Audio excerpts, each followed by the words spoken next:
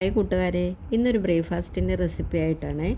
അപ്പോൾ അതെങ്ങനെയാണ് ഉണ്ടാക്കുന്നതെന്ന് നോക്കാം. വളരെ എളുപ്പത്തിലും ഉണ്ടാക്കാം. അതേപോലെ തന്നെ ഇത് കഴിക്കാൻ നമുക്ക് കറിയുടെ ഒന്നും ആവശ്യമില്ല.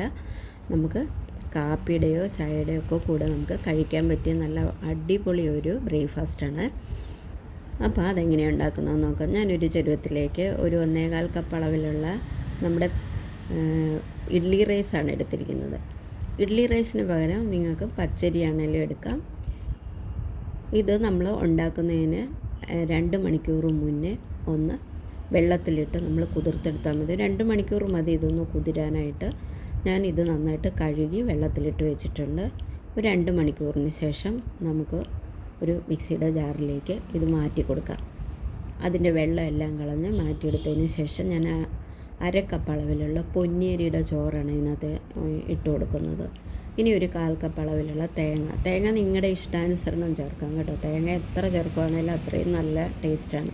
ഇനി ഒരു ചെറിയ സ്പൂണ് അളവിലുള്ള ചെറിയ ജീരകം അതും കൂടെ ചേർത്ത് ആവശ്യത്തിന് ഉപ്പും കൂടെ ചേർക്കാം. ഇത് അരയ്ക്കുന്ന സമയത്ത് നിങ്ങൾക്ക് വേണമെങ്കിൽ ഒരു 5-6 കഷ്ണം ചെറിയ ഉള്ളി ഉണ്ടല്ലോ നമ്മുടെ, അതുകൂടെ ചേർത്ത് കഴിഞ്ഞാൽ വളരെ ടേസ്റ്റി ആട്ടോ. ഞാനിത് അരച്ച് മാറ്റി വെച്ചിട്ടുണ്ട്. കണ്ടല്ലോ, ഇതേപോലെ ഞാൻ അരച്ചെടുത്തിട്ടുണ്ട്. നമ്മളിത് അരയ്ക്കുമ്പോൾ നല്ല സ്മൂത്തായിട്ട് അരച്ചെടുക്കണം. നല്ല പേസ്റ്റ് പോലെ നമുക്ക് അരച്ചെടുക്കാം. ഇനി ഞാനിതൊരു ബോളിലേക്ക് ഒഴിച്ചു കൊടുക്കുന്നുണ്ട്.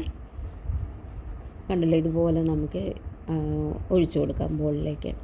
അതിനുശേഷം നമുക്ക് ഒരു തവി കൊണ്ട് നമുക്കൊന്ന് മിക്സ് ചെയ്ത് കൊടുത്തു നോക്കാം. കണ്ടല്ലോ, ഇതിങ്ങനെ നന്നായിട്ട് മിക്സ് ചെയ്ത് നോക്കുമ്പോൾ അറിയാം നമ്മളിതിൻ്റെ ഒരു രീതി. ഈ ഒരു പരുവത്തിൽ വേണം നമ്മളത് അരച്ചെടുക്കാനായിട്ട്. നമ്മൾ ആദ്യം അരി എടുത്ത ആ ഒരു കപ്പിന് 3/4 കപ്പ് വെള്ളം ഒഴിച്ചാണ് ഞാനിത് അരച്ചെടുത്തത്. അത്രയും വെള്ളം മതി ഇത് അരയ്ക്കാനായിട്ട്, അത്രയും മതി. കൂടുതൽ വെള്ളം ഒഴിച്ചാൽ ഇത് ഉണ്ടാക്കുമ്പോൾ ശരിയാവില്ല. ഇനി നമുക്ക് ചട്ടി ചൂടാക്കി എണ്ണ ഒഴിച്ചിട്ട് അതിലേക്ക് നമുക്ക് ഓരോ തവി മാവ് ഇതുപോലെ ഇട്ട് കൊടുക്കുക.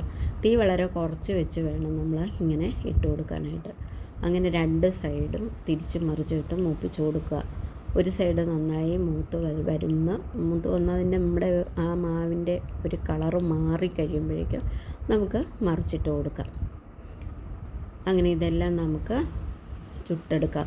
വളരെ ടേസ്റ്റിയാണ് കേട്ടോ. ഞാൻ പറഞ്ഞില്ലേ, ചെറിയ ഉള്ളി കൂടെ ചേർത്താൽ ഒന്നുകൂടെ ടേസ്റ്റ് അടിപൊളിയാണ്.